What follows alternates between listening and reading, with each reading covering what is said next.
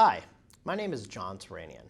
I'm the Paul W. Wildman Chair and Professor of Law at Southwestern Law School, and also a founding partner of One LLP, an intellectual property and entertainment firm with offices in Beverly Hills, Newport Beach, and Del Mar, California.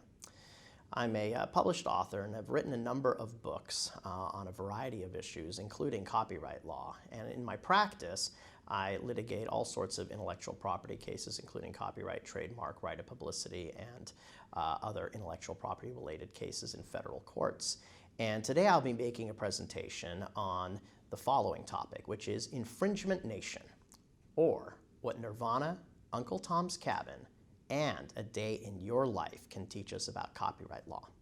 The talk is in part based on a book I published a couple of years ago with Oxford University Press, and the book is called, as the title of this talk is, Infringement Nation, Copyright 2.0 and You.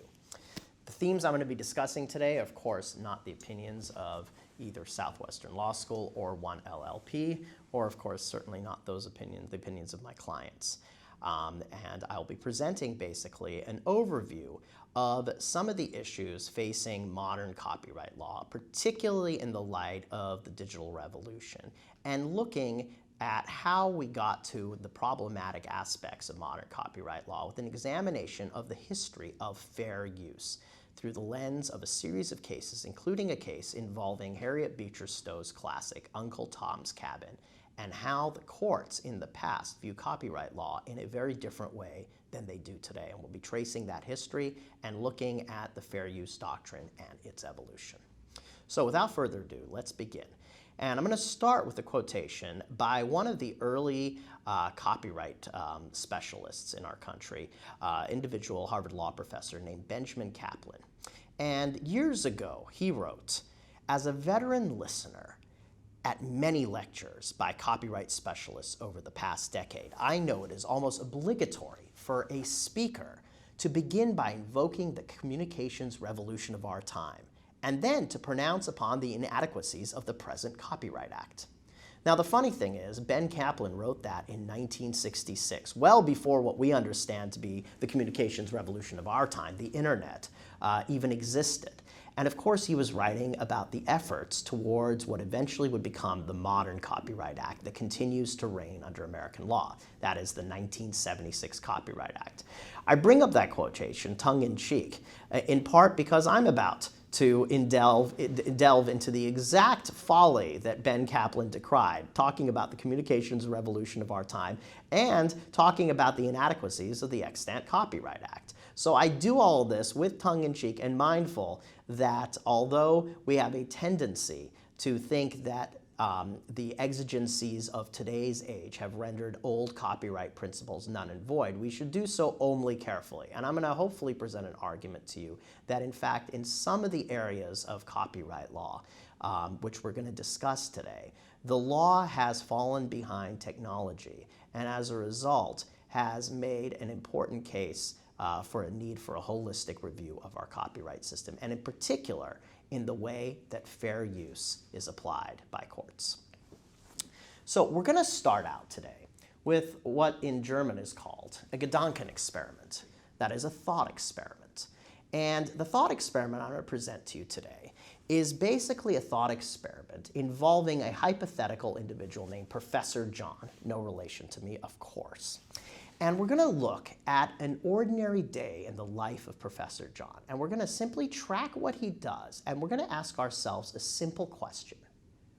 What liability does Professor John face for copyright infringement at the end of the day if every act of infringement he engages in is basically pursued to the maximum extent possible under the law? Okay? Now, as we're going to see, there's nothing extraordinary about what Professor John does in a daily day. It's pretty much day-to-day activities that all of us in the 21st century engage in. He's not going online and engaging in mass piracy of Hollywood movies or doing anything that is overtly untoward as far as we know. And the thought experiment involves a few assumptions. First of all, it's obviously a worst-case scenario, so please understand there is a little exaggeration here. Again, it's a worst-case scenario of what happens if he is caught red-handed and copyright owners chase after him. Okay? Secondly, we are taking an uncharitable, though perfectly plausible reading of the fair use laws and the way they've been applied through court precedent. Again, there is basis for all of these conclusions in various cases, which we'll be discussing. And then finally, we are assuming the availability and the assessment of maximum statutory damages in this example. So let's look at a day in the life of Professor John. Well, like most Americans, Professor John, at some point shortly after he wakes up, checks his email. And in the process, he responds to a number of emails. He also forwards a number of emails. And in doing so, he begins his day by engaging in his first 20 acts of copyright infringement. Because like most people, he has auto-reply set, auto-forwarding set on his email browser, which means every time he responds or forwards someone's email, that person's email is reproduced.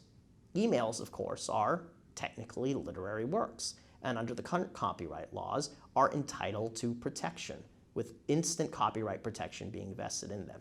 And when he replies and forwards these emails, he is basically reproducing someone else's copyright-protected literary work without their authorization or permission. Technically, an act of infringement. Later on, Professor John has a constitutional law class to attend to, and he wants to catch up on some of the latest legal news. And so he downloads 3 just published internet articles about an important Supreme Court case that just came down.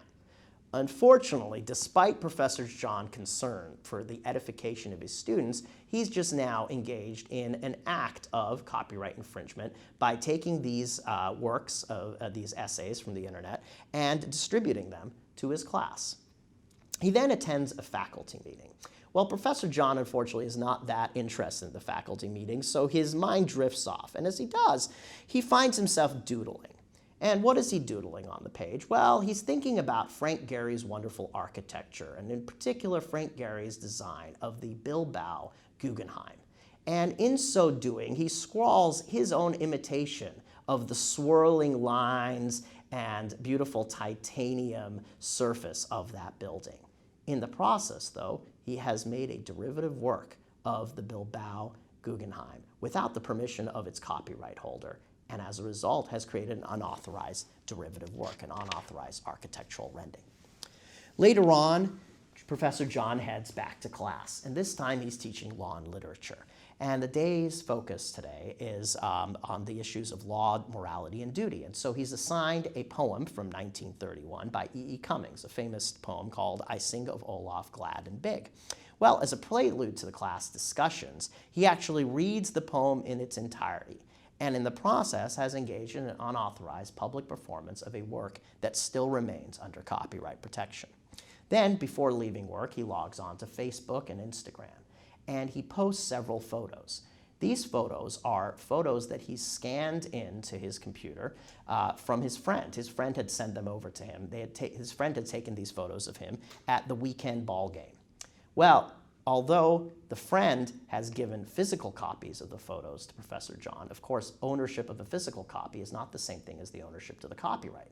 The copyright to the photos is vested in the friend who was behind the camera. And as a result, by posting these photos on Facebook without the permission, express permission of his friend, Professor John has engaged in an unauthorized act of reproduction and public distribution of these photos, racking up further liability. At the end of the day, Professor John heads over to the pool and decides to take a swim. In the process, he reveals a shocking fact, the fact that he has a large Captain Caveman tattoo on his right arm, the upper bicep. Well, as he unrobes and disrobes and shows himself at the pool, he is suddenly engaged in another act of copyright infringement.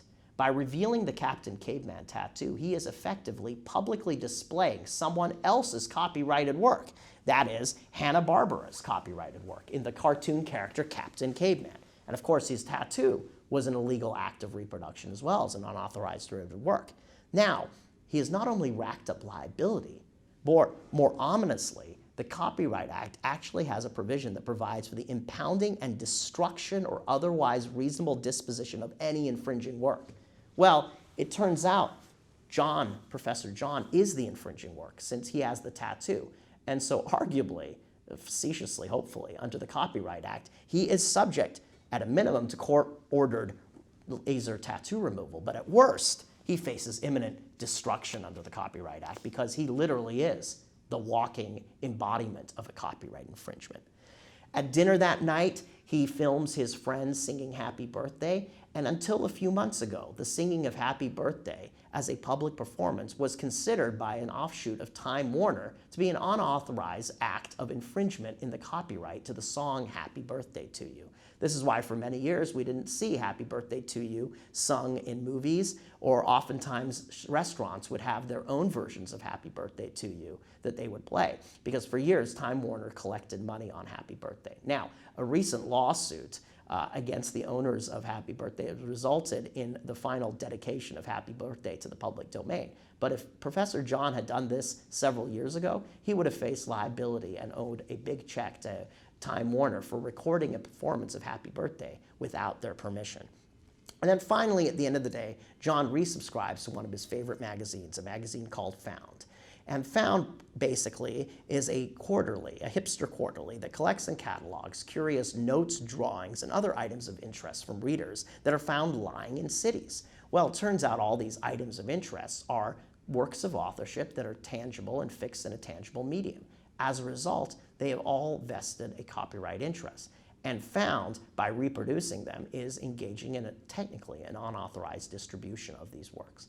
By subscribing to the magazine, which he knows to be one that contains nothing but unauthorized reproductions of copyrighted works, Professor John is effectively materially contributing to an infringement and therefore faces contributory infringement liability.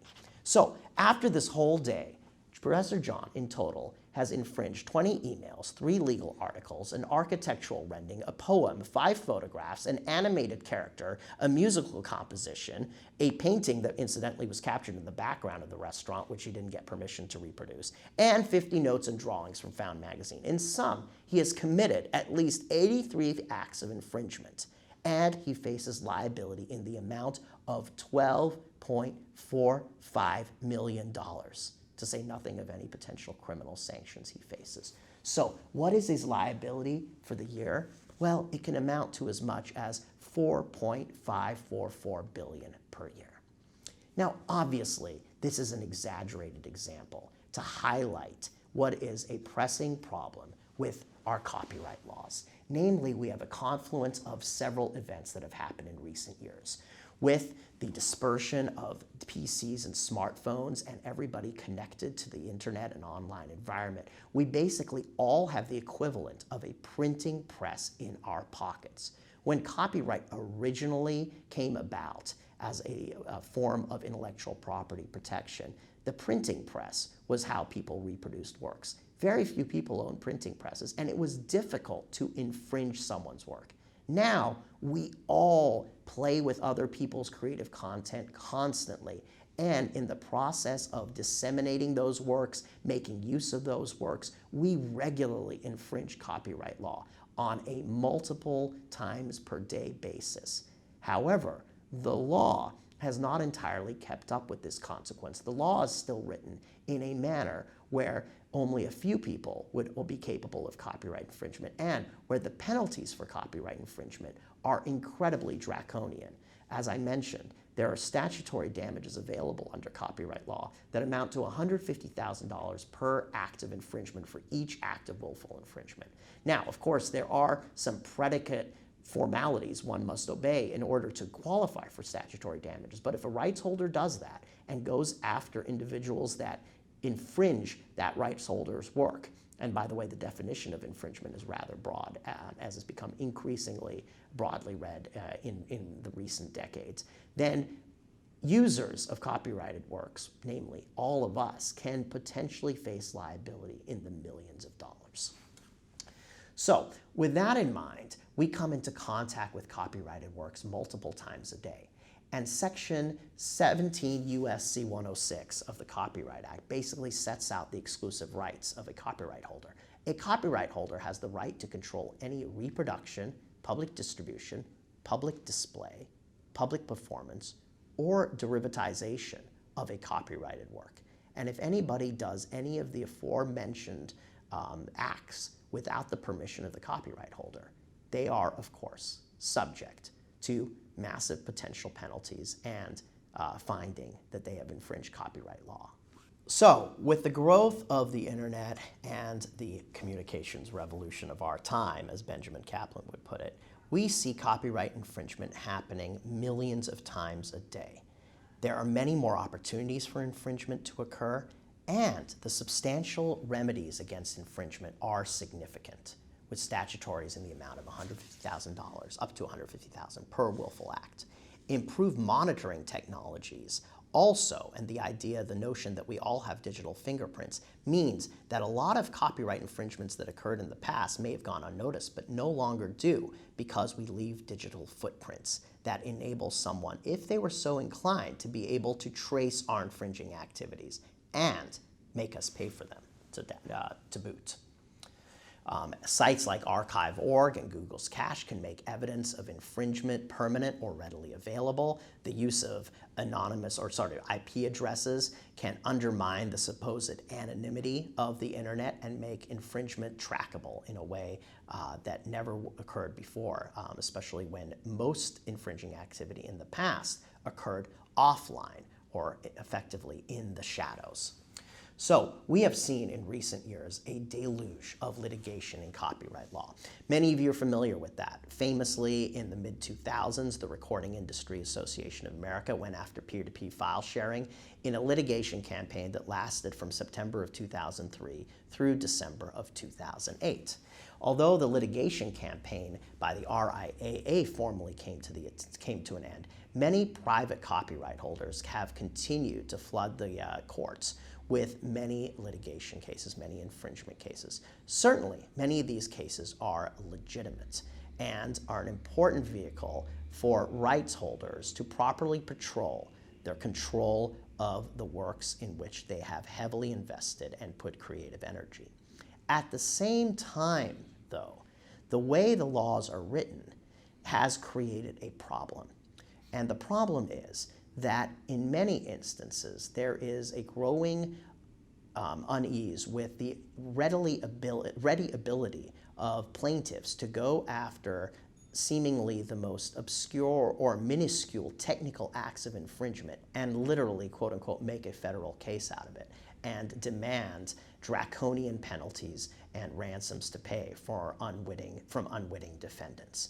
We're going to look today at how this situation has come to be, how we've come to a situation where we are effectively an infringement nation, and why the copyright laws, at least by some, have been abused in a way that not only harms legitimate users of copyrighted content in their ability to make use of works to advance progress in the arts, but also undermines the rights and legitimate positions of serious and well-meaning copyright holders who should be able to go to federal court when their rights are legitimately trampled and when they face serious economic harm to their business models.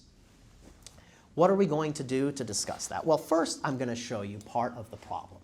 And we're going to go back through the Gedanken experiment and look at each of the examples I gave you and show why, in fact, there is a plausible claim of liability. And in particular, although a lot of those examples sound like examples that should be excused under something called the fair use doctrine, that is far from assured. The fair use doctrine, as we'll see, was basically something that came into the law as a result of a famous 1841 court ruling called Folsom v. Marsh.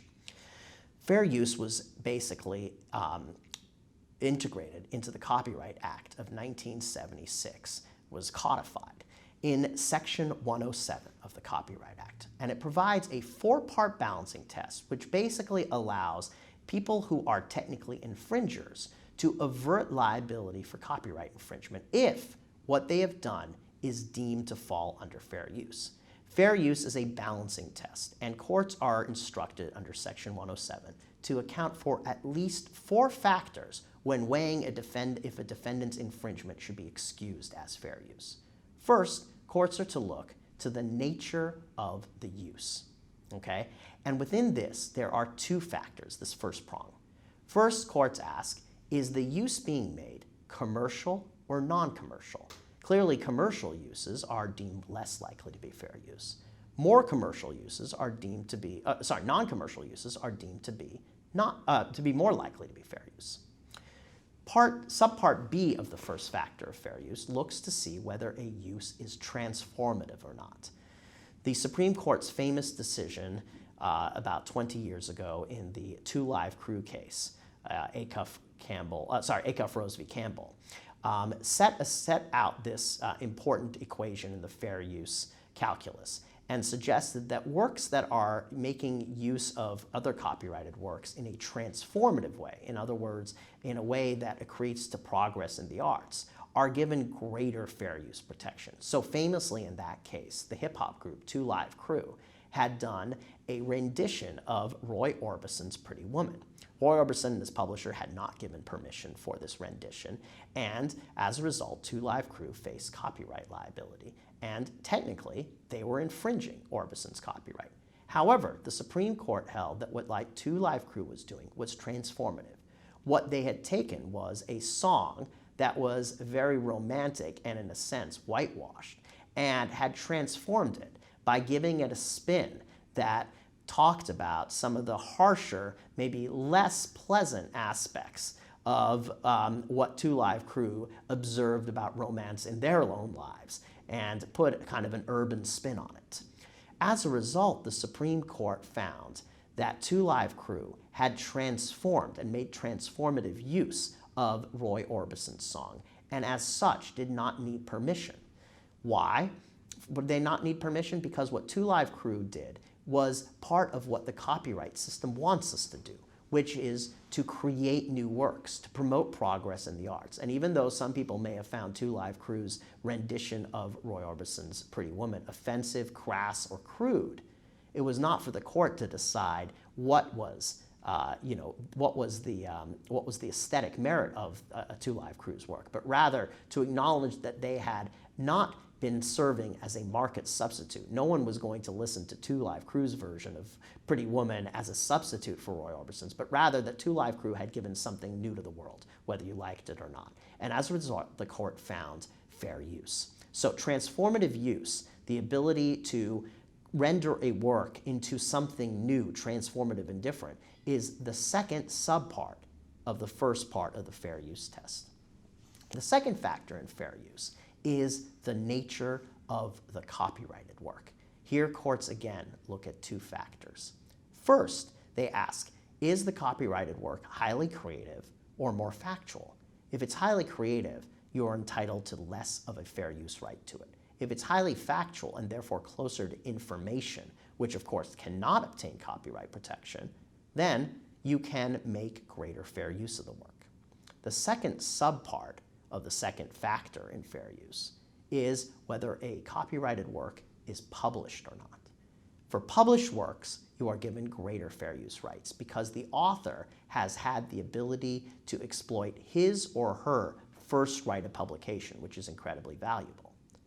Unpublished works, on the other hand, get very significant protection, and therefore you do not have as much of a fair use right to because the author has not had a right of first publication. This is in part to protect the economic interest of the author in the first right of publication, and also to protect privacy interests of authors. Many authors choose not to publish works in order to protect their privacy for a variety of reasons, and as a result, this factor in the fair use test gives respect to that. The third factor in fair use is the amount and substantiality of use. Here, courts look to see how much of the copyrighted work, both qualitatively and quantitatively, a defendant has made. If you make more qualitative or quantitative use of someone else's copyrighted work, you're more likely to be found infringing. That said, even 100% uses of a work have frequently been deemed fair use, or in certain cases have been deemed fair use.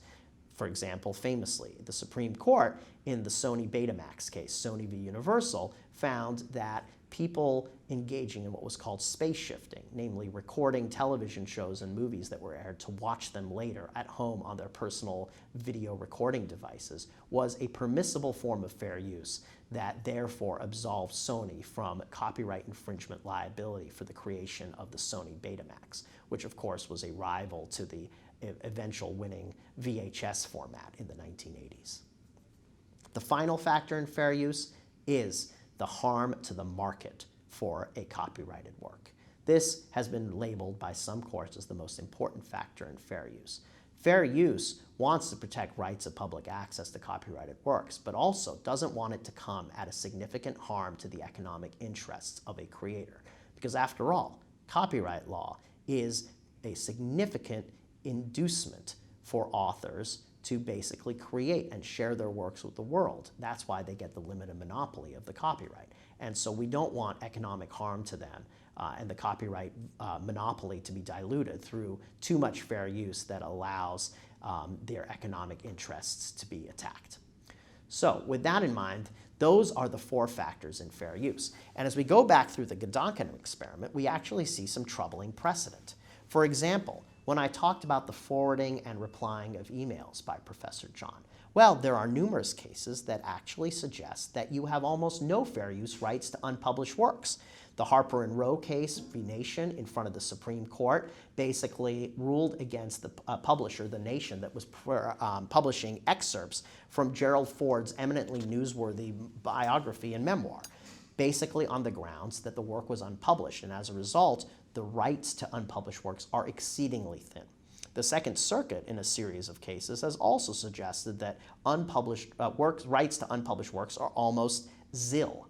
So famously, the Second Circuit forbade extensive quotation of an unpublished work from L. Ron Hubbard, who was, of course, the founder of Scientology, in a biography about him, and noted that reciting a small but more than negligible body of unpublished material cannot pass the fair use test.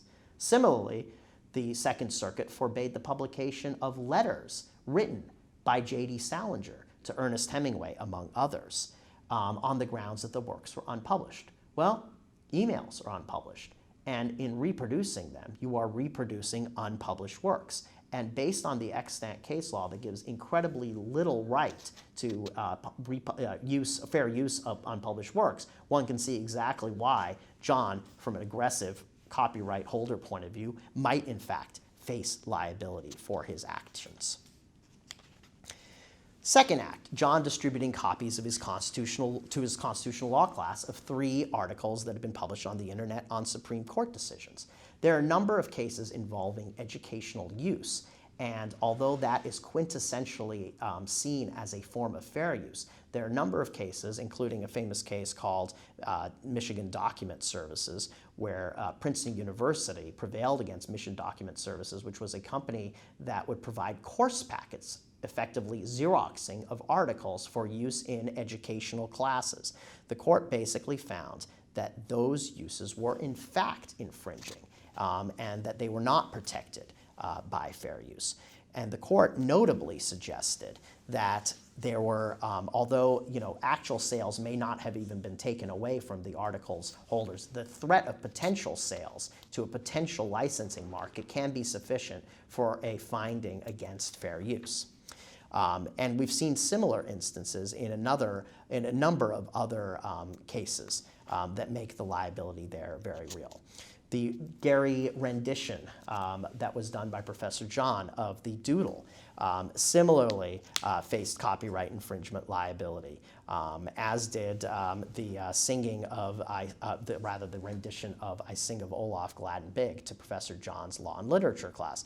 Both of those examples are in fact based on case law. For example, the poetry example, there's a case from the Seventh Circuit that found that for poetry, copying more than a mere couplet or two of poetry is deemed excessive and therefore not fair use, even in the context of education. Although the copyright exempts performances in front of certain nonprofit educational institutions, for-profit schools, even though they are educational, do not enjoy this exemption.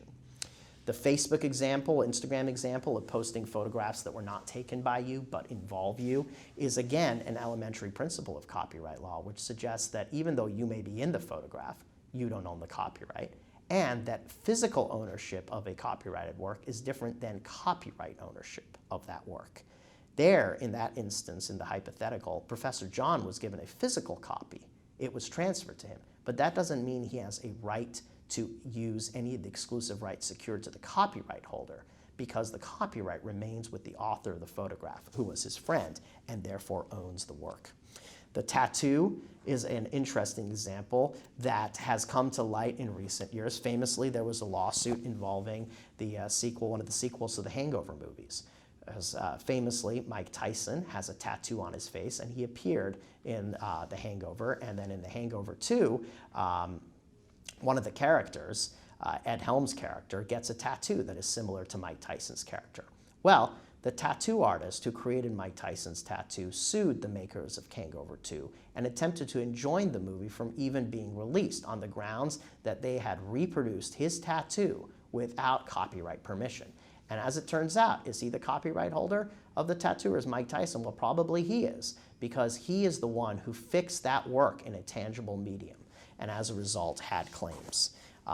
The Happy Birthday to You suit I've just mentioned. Until recently, it was arguably a copyright infringement against Time Warner, who would wrest significant licensing fees from all kinds of entities for any use of the song Happy Birthday. And then finally,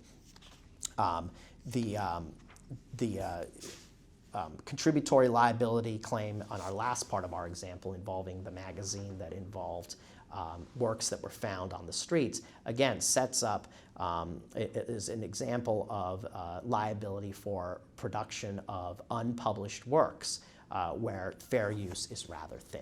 In short, fair use does not give a lot of solace in any of these examples to someone who is facing litigation or a cease and desist letter from someone who is threatening liability for copyright infringement. And so all of this leads to a very important question, which is, why is fair use the way it is? And why does it not provide more protection in these types of instances to accuse copyright infringers? And for that, we need to look back to the history of fair use. Usually, fair use, as probably many of you have heard, and is often discussed in popular discourse, it's seen as a way of protecting the right of the public to access creative works without authorization in a way that they can make socially beneficial uses for them. So, for example, for commentary purposes, for criticism purposes, for news reporting, for education, and for other transformative uses. But as the case law I've mentioned today and the examples I've given suggest, fair use has not entirely been that forgiving to many types of uses that in fact are arguably transformative. And the problem lies in the origins of fair use. And so what we're going to see is that instead of actually protecting the public domain, fair use doctrine has over time played a central role in the triumph of a very particular vision of copyright law, one that I'm going to call natural law, that privileges the inherent property interests of authors in the fruits of their labor. And it does so over the utilitarian goal of progress in the arts. As a result, because of the way fair use has been interpreted and applied by the courts and the way the framework of fair use has been written up, we are actually missing out on a large source of creation, the reiterative process of works building upon one another. And this is particularly damaging in the internet age, where, for the first time in human history, everyone has a printing press and everyone has access to the raw materials of creativity in a way that has never before occurred. And as a result, we are seeing the potential flood of creativity that could be stimulated by such access being throttled, potentially, by the threat of copyright infringement liability.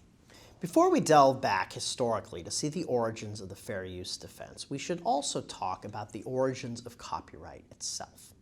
Traditionally, there have been two major theoretical reasons for the granting of copyright protection. One of them, which I'm going to be calling the natural law reason, and the other, which I'm going to call the utilitarian or instrumentalist reason.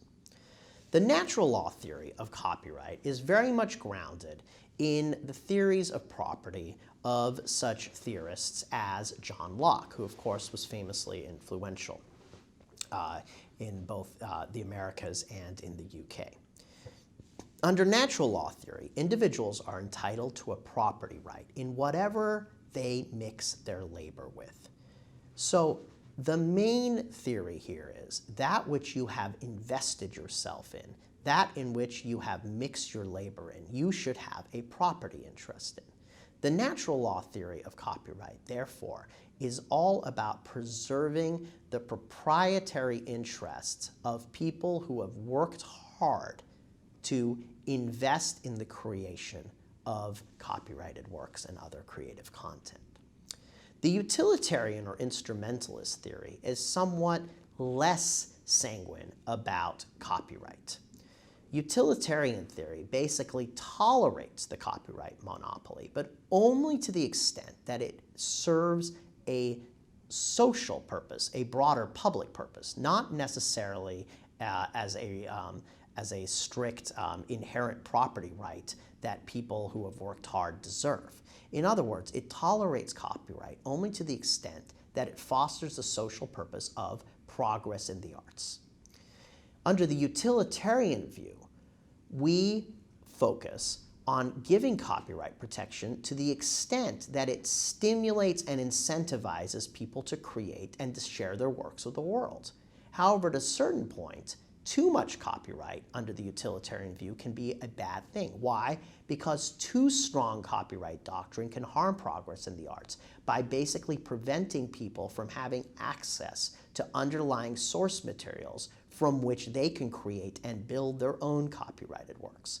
So the utilitarian view of copyright is copyright as a limited monopoly, a monopoly that is limited both temporally in terms of time. In other words, it doesn't last forever, unlike most property interests, like property interest in land. And it's limited doctrinally. In other words, there are exceptions given to the copyright monopoly in order to serve the public interest. Now, the main focus of natural law copyright, then, is about protecting authorial interests that they have invested in copyrighted works. And so when we focus on cases and we take a natural law view of copyright, we look at what is being taken from the author. When we focus on cases from a utilitarian point of view, we have a slightly different bent. The infringement analysis actually looks at what use is the defendant making of the infringing materials. If that use is beneficial to society, we are less likely to protect the copyright interest because we see a benefit from the unauthorized use coming to society. This debate between natural law and utilitarian copyright is as old as copyright itself. And in the early years of copyright, in fact, in the very first modern Copyright Act, the Statute of Anne that was passed in 1709 in England, the UK took an instrumentalist or utilitarian view of copyright. The Statute of Anne limited copyright, which had previously existed perpetually, more of a natural law type of copyright, to a term of only 14 years.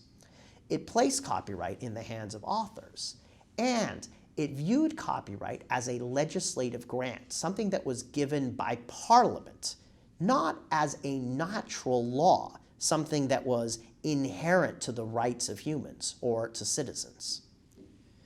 A famous case called Donaldson v. Beckett in 1774 emphasized the triumph of instrumental or utilitarian copyright over natural law copyright in the UK.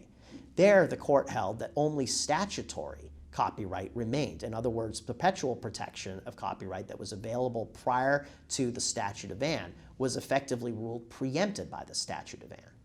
Therefore, utilitarian view was triumphant, and copyright was viewed as a privilege, not a form of property. American copyright law emerged from the Statute of Anne. The most significant part of copyright law lies in our Constitution. As some people know, copyright law actually stems from the U.S. copyright clause and the copyright clause in the U.S. Constitution.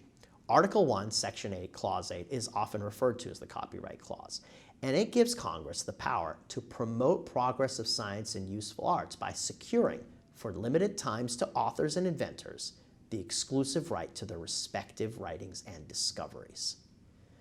As you can see, it is one of the few parts of the Constitution that actually gives a reason for the power. The First Amendment says government cannot abridge freedom of speech, but it doesn't tell us why. It tells us that government cannot abridge free exercise of religion, but it doesn't tell us why. But the Copyright Clause does tell us why government can give copyright protection, specifically to promote progress of science and useful arts.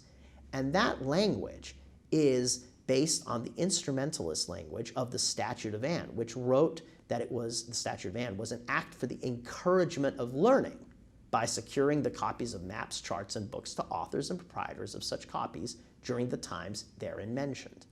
And the 1790 Copyright Act, which was passed by the first Congress, basically adopted this language from the Statute of Anne and talked about how it was an act for the encouragement of learning. And it was done pursuant, of course, to the Copyright Clause to promote progress in science. And during the early years of the Constitution, the framers talked about copyright, and they talked about their hesitant adoption of copyright protection. James Madison, of course, famously was skeptical of monopolies, and he always felt that monopolies should not generally be tolerated. And he suggested, in writing about the Constitution, quote, "The Constitution of the U.S. has limited monopolies to just two cases, the authors of books and of useful inventions, in both which they are considered as compensation for benefit actually gained to the community. There can be no just objection to temporary monopolies in these cases, but it ought to be temporary," he wrote, "because that limitation a sufficient recompense and encouragement may be given." Thomas Jefferson famously questioned copyright law by suggesting that in nature there is nothing that is less susceptible than others of exclusive property than the action of the thinking power called an idea, which an individual may exclusively possess as long as he keeps it to himself. But the moment it is divulged, it forces itself into the possession of everyone. He who receives an idea from me receives instruction himself, without lessening mine, that ideas should be freely spread from one another over the globe for the moral instruction of man seems to have been peculiarly and benevolently designed by nature. So that's the way early copyright was in the United States. It was instrumentalist in nature. It was heavily protected, or it was protected solely for the benefit of the public. The idea being that we wanted to encourage the creation of copyrighted works, but we didn't want to over-enforce copyright in a way that prevented people from building on the building blocks of creativity, which are naturally other people's creative works. And so in the early years of the Republic, there were a series of cases that to us would be shocking today. Courts found that translations and abridgments of other people's copyright works were not infringements. In fact, courts lauded other people's translations and abridgments of copyrighted works, particularly if they did something sort of useful for the public. And emblematic of this is a famous case involving Harriet Beecher Stowe. In 1853, Harriet Beecher Stowe filed lawsuit against the infringement of her copyright to her famous work, Uncle Tom's Cabin. At the time, Uncle Tom's Cabin was a bestseller, and the work had been translated into a number of languages. Harriet Beecher Stowe's own husband was fluent in German, and so he actually translated her work into German, so it could be sold both in Germany, but also to the significant amount of German-speaking Americans that lived in the U.S. at the time, particularly the Pennsylvania Dutch. Well, it turned out Harriet Beecher Stowe's husband's translation was not very good. It chopped up the language and frankly didn't resonate with the public very well. So someone else stepped in and did a translation of Harriet Beecher Stowe's Uncle Tom's Cabin. They did it without permission, and they did it without payment. And so Harriet Beecher Stowe sued, claiming this was harming her authorized translation sales. She made a simple argument, one that appeals to us today. Quote, "What a man earns by thought, study, and care is as much his own as what he obtains by his hands." And she said that the translation draws upon, quote, "the exact manner and form of expression and even words so far as represented by similarly constructed expression in the new language of the author of the original copyrighted work, namely her. But the court rejected her claim. In language that would be stunning to us today, the court acknowledged that the translation that was unauthorized was harming Harriet Beecher Stowe economically. It was diminishing her sales of her German translation. But the court said, too bad, Harriet. Their translation is better and has contributed, therefore, to progress in the arts. The court wrote, to make a good translation of a work often requires more learning, talent, and judgment than was required to write the original. Many can transfer from one language to another, but few can translate. To call the translation of an author's ideas and conceptions into another language a copy of his book would be an abuse of terms and arbitrary judicial legislation. So the court wrote, by the publication of Mrs. Stowe's book, the creations of the genius and imagination of the author have become as much public property as those of Homer or Cervantes. Uncle Tom and Topsy are as much publici juris as Don Quixote and Sancho Panza. All her conceptions and inventions may be used and abused by imitators, playwrights, and poetasters. They are no longer her own. Those who have purchased her book may clothe them in English doggerel, in German or Chinese prose. Her absolute dominion and property in the creations of her genius and imagination have been voluntarily relinquished.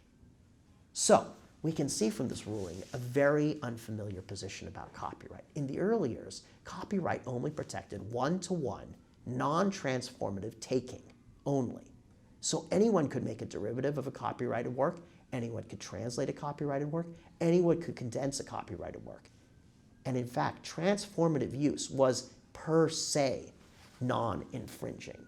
Now, that may not have been a great state of affairs, but consider what happened next, which is the radical transformation in copyright that paradoxically occurred with the introduction of fair use, the very doctrine we now believe actually limits the copyright monopoly.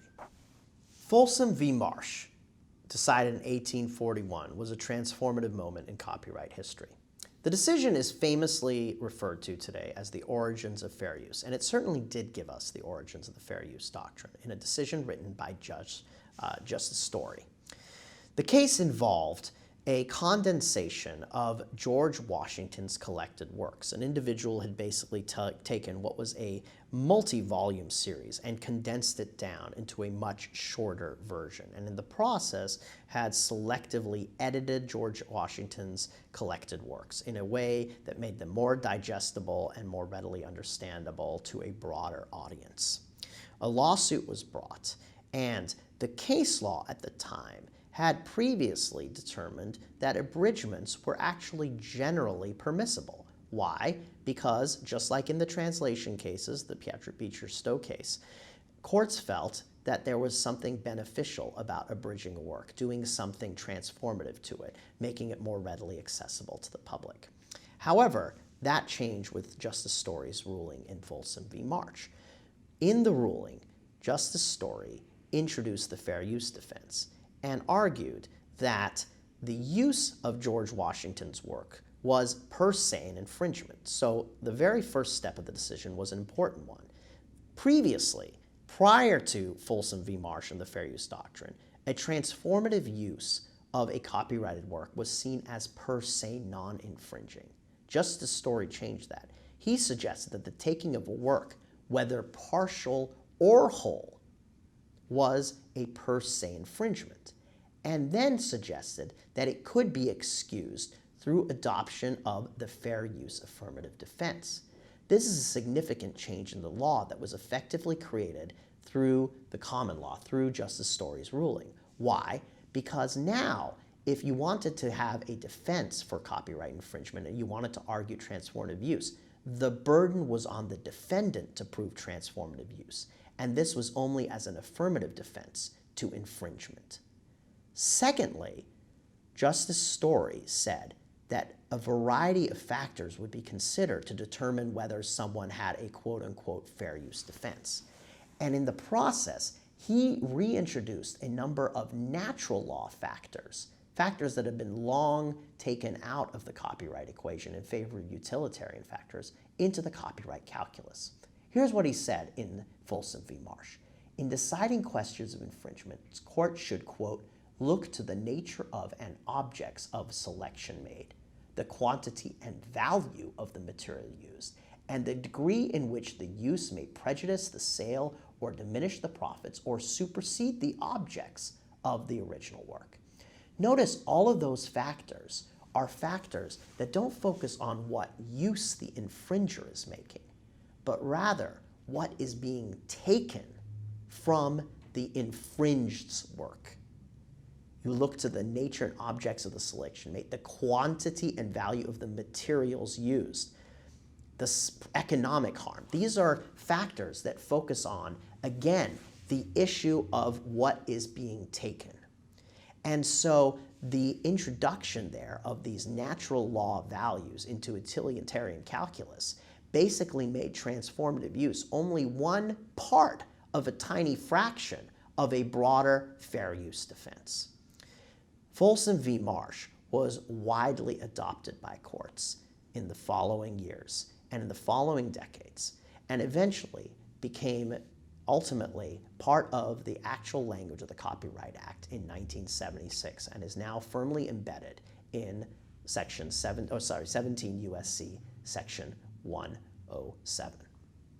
Before fair use, acts of borrowing, if they were sufficiently transformative, were simply non-infringing uses, and the burden of persuasion lay with copyright holders to demonstrate that works were infringing and not transformative.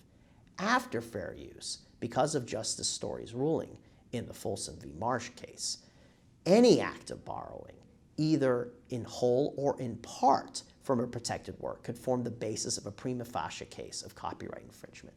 And a defendant could then excuse that act by proffering an effective fair use defense. But 3 out of the fair use factors looked at what was being taken, not what use was being made. And as a result, there was a heavy burden placed on defendants to excuse any borrowing. And transformative use, rather than now being a per se way of getting out of infringement, became one out of only several factors that courts would use to determine whether a work or use was infringing. Not surprisingly, this ushered a massive extension of the copyright monopoly.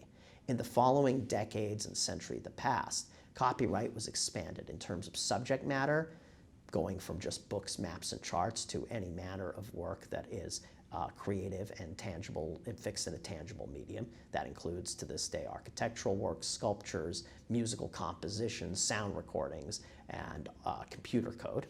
But also, copyright increased in duration through successive years with respect to copyright term extensions. And as a matter of the way fair use was applied, it was increasingly more difficult to get out of infringement liability. Look at our modern fair use factors that we talked about before. 3 out of 4 of them focus on what is being taken from the copyright owner. That's a natural law consideration, rather than on the use being made with the copyrighted work, a utilitarian consideration. Factor 2 looks at the nature of the copyrighted work. Factor 3, the amount and substantiality of the portion used. Factor 4, the market harm. Only one part of the transformative use, factor 1, the part that looks at transformative use, really looks at what type of use we get. So in recent years, we've basically seen the way that fair use has been applied, and it has hamstrung potentially valuable types of uses. Consider the issue of digital sampling and also satire and social commentary. In the realm of digital sampling, copyright courts have almost universally held that no matter how small a use, digital sampling is not permitted without permission and payment to a copyright holder. The first major case that addressed this, a case called Grand Upright Music versus Warner Brothers, was a case decided in the Southern District of New York in 1991. In that case, rapper Biz Markie was sued by Raymond Gilbert O'Sullivan for sampling his work, Alone Again Naturally. The court that adjudicated the issue had a short ruling. It quoted Exodus and equated the 7th commandment with the law of copyright and wrote, "Thou shalt not steal." the court took a decidedly natural law view of what Bismarcky had done. He was taking without permission, and it didn't matter the use to which he was putting the copyrighted work, in large part because the fair use test is heavily balanced against what is being taken rather than what use is being made. And as a result, the court found that Bismarcky was a copyright infringer. Well, not surprisingly, almost every court subsequent has found for plaintiffs on digital sampling cases, with a few notable exceptions. Probably the most significant statement from the courts came in the Sixth Circuit's decision in 2005 in Bridgeport Music versus Dimension Films. Here, there were 3 notes from a sound recording that were taken and used by superstar hip-hop group NWA in their work 1,000 Miles and Running. What work had they used? They had used a George Clinton work, Get Off Your Ass and Jam. Well, the publisher of Get Off Your Ass and Jam sued. Copyright holder, sorry, sued. And the court issued a ruling in his favor, even though only 3 notes had been taken. What did the court write? It wrote a bright line rule. Get a sample, get a license, or do not sample, the court wrote. Simple as that. There was not much value given to any kind of transformative use that was being made by NWA. Certainly not the kind that courts may have considered when weighing other types of cases like the 2 Live Crew case we talked about earlier. Similarly, courts have been sparse in how they define transformative use. Even though courts have adopted the idea of transformative use as a potential defense, it is, of course, only one part of one factor in the fair use equation when courts formally weigh defenses in copyright law. In addition, courts have limited transformative to basically certain types of works. Courts have been very protective of parodies when someone takes a work and mocks that work itself. Quintessential example being 2 Live Crew taking Roy Orbison's Pretty Woman. However, courts have not been as sympathetic to a variety of other types of transformative uses, including satire. So, for example, when Roger Koontz, a famous modern artist, took a kitschy postcard that he found of a photograph of a couple in a rural setting holding a bunch of puppies and transformed it into a very kitschy, overly sentimental sculpture, he was sued by the photographer and lost, despite the argument that he had made transformative use, that he had made a socially satirical use of the postcard. As his lawyer argued, Koontz saw sentimentality, inanity, and kitsch when he blew up the image to larger-than-life size, stuck daisies in the hair of the sickly sweet smiling couple, and painted the finished ceramic. The sculpture acquired a horrific quality quite distinct from the individual. But nevertheless, the court said no fair use. Why? The court said that there was a substantial taking of the essence of the copyrighted work that deprived the copyrighted photographer the ability to license derivatives of the work for further use.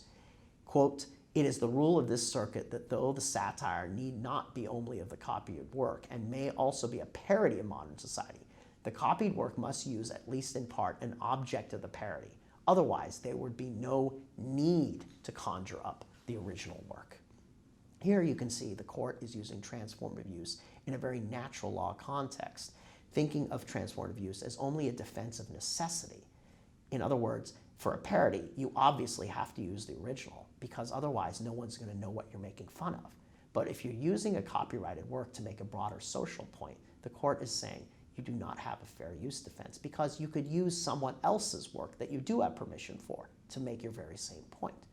But such an interpretation of fair use converts fair use into a defense of necessity rather than the original examination of copyright law in the pre-fair use years, which was what types of uses are being made and are they beneficial to society or not.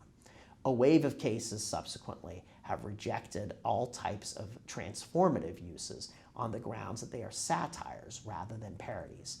And as a result, courts have been hostile to non-parodic uses of copyrighted works, even when when the alleged infringers have given us new works. So, for example, the Ninth Circuit rejected a defense by Penguin Books when they were sued by the owners of the copyrights to Dr. Seuss Enterprises. Penguin Books had put out a parody or satire, depending on your use of the word, of the famous O.J. Simpson trial using the vehicle of Dr. Seuss's The Cat in the Hat.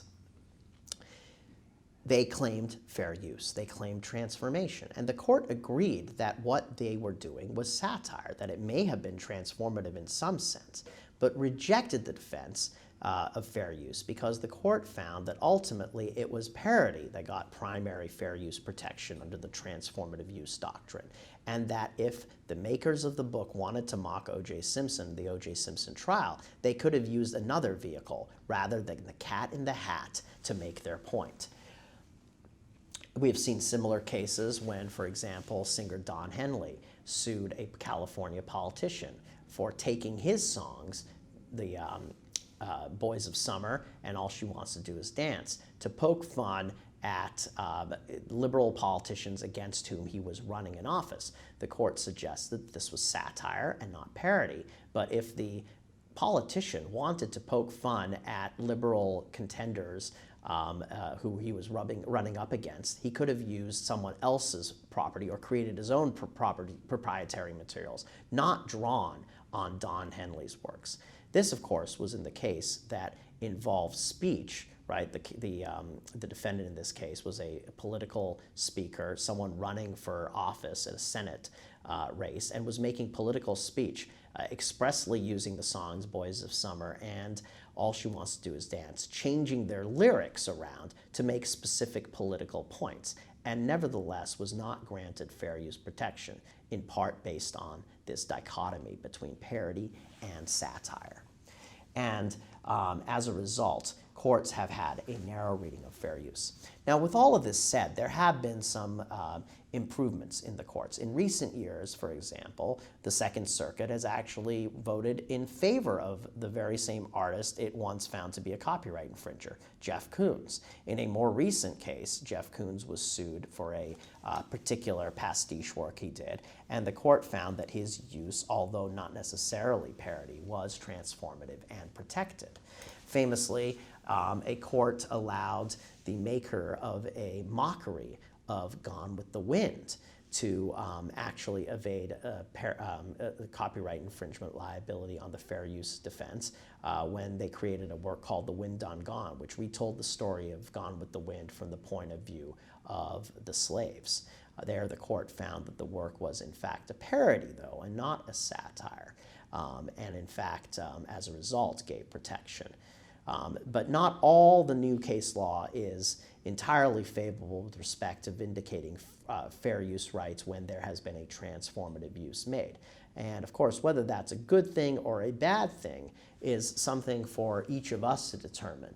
However, please note, as we went back to the beginning, that the consequences of copyright infringement can be significant, and the liability can be significant. And so when artists and creators are found liable for copyright infringement, that can be a significant, or the fear of copyright infringement can be a significant disincentive towards creativity and the creation of new content. And for that, as promised, I'm going to give you an example of a case that actually never came to be, but one that I think illustrates the important value of transformative use, and perhaps suggests that courts may want to tread more carefully when analyzing fair use defenses, especially when dealing with potential transformative uses. And for this, we're going to draw on the example of a little band from Seattle that emerged in the early 1980s to make history. Garage band, of course, from Seattle was known as Nirvana, and the song that they had that is now commonly considered a classic of rock and roll history is Smells Like Teen Spirit. Now, the song has gotten many accolades, and as some people know, Teen Spirit was, of course, a famous deodorant of the time that was advertised ad nauseum on MTV, and so the song's title is a reference to that. However, less popularly known is where the lyrics for Smells Like Teen Spirit actually come from. And for that, we turn to a reclusive author whose last known photograph was when he was in the Navy more than a generation ago. And that author's name is Thomas Pynchon. As some of you may know, Thomas Pynchon has written a number of famous novels. Perhaps his most celebrated novel is Gravity's Rainbow, which was released in 1973.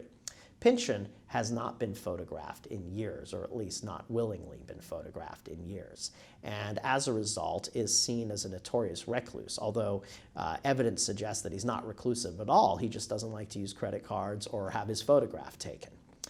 Well, Gravity's Rainbow has a section where there is a song being sung, and the song lyrics go as follows. Ah, they do bother him, these free women in their teens. Their spirits are so contagious. Compare the lyrics of Pynchon's song. I'll tell you, it's just outrageous. Spirit is so contagious. Nobody knows their ages. To Cobain, who wrote, with the lights out, it's less dangerous. Here we are now. Entertain us. I feel stupid and contagious. Here we are now. Entertain us. Pynchon then writes, never mind what you hear from a car. Take a look just how keen they are. Never mind what your calendars say. Everybody's 9 months old today. Hey, invoking similar lyrics to the title of the album upon which Smells Like Teen Spirit appeared on, Nevermind. And of course, Cobain has similar intonation, an albino, a mulatto, a mosquito, and a beetle. Hey. Well, as it turns out, Cobain was a fan of Pynchon's, and in fact had read this story and had been influenced by the lyrics, and as a result took the intonation of this song from Gravity's Rainbow and its reference to spirits being contagious and the intonation and lyrics here, and integrated that in a composition he was working on that ultimately became Smells Like Teen Spirit. Now, Thomas Pynchon, of course, would never sue Nirvana and didn't. Why? Because actually filing a lawsuit would require him to come out of hiding. It would require him to actually become subject to deposition, something which, as a person who avoids publicity at all costs, in fact, in the early 60s, he famously supposedly defenestrated from a window from an apartment in Los Angeles when he found out that Time magazine was on its way to take his photo and ran off to Mexico. This is a man who does not like his photo taken, so he wasn't going to file a lawsuit. And as a result, the fact that he didn't litigate this case, we're better off for it. Because if he had, it's entirely possible that Smells Like Teen Spirit would have been deemed an unauthorized derivative work, making too much use of the intonations, specific language, and verbiage of the song from 2 pages of Gravity's Rainbow. And as a result, we would have missed out on a work like Smells Like Teen Spirit. So I provide that example just to give thought. We probably don't want to go back all the way to the pre-1840s, where any translation, any abridgment would be found per se non-infringing. But at the same time, we have to be careful in our fair use balancing not to overly limit the definition of transformative use and to make transformative use a vigorous, available defense, not just for parodies, but for satires and other types of works that are accretive to progress in the arts. Because after all, that is the ultimate goal of our copyright regime. So, to summarize, as we've seen today, modern copyright law has created quite an interesting situation for us. And although I'm reticent to decry the laws and state of the modern revolution of our times, certainly the availability of the modern printing press in all of our hands and at all of our fingertips, the computer and smartphone, we are now able to manipulate content and make use of content in a way never known before. And as a result, we are also able, as our famous Professor John hypothetical showed, to infringe copyright on a daily basis as never before. The consequences for infringement are draconian, and the notion of infringement has grown quite broad, in part because of the way that fair use has been interpreted. So for this, we turn to where we got to this point, and we looked at the history of fair use. And we saw that in the early years of copyright, there was a debate between natural law copyright and utilitarian copyright. Ultimately, at least in the early years, utilitarian copyright law won. And the utilitarian spirit of copyright was embodied in the Copyright Clause of the Constitution, which specifically grants the copyright power for a specific utilitarian purpose, as well as the early law of copyright that basically limited copyright infringements to only one-to-one infringements of works and excused such works as translations and infringements as non-infringing per se. All that changed with the 1841 adoption of Folsom v. Marsh, or ruling of Folsom v. Marsh, which was largely adopted by other courts. Folsom v. Marsh has popularly been celebrated as giving us a fair use defense, something that vigorously protects the rights of the public to access copyrighted works. But as we've seen today, that isn't necessarily the case. Fair use actually reintroduced many natural law elements into the copyright calculus for courts. Courts suddenly found that infringements were not just applied to whole works, but rather even partial uses of works. And courts no longer saw transformative uses as per se non-infringing. Instead, the burden of persuasion on transformative use shifted to defendants with the fair use doctrine.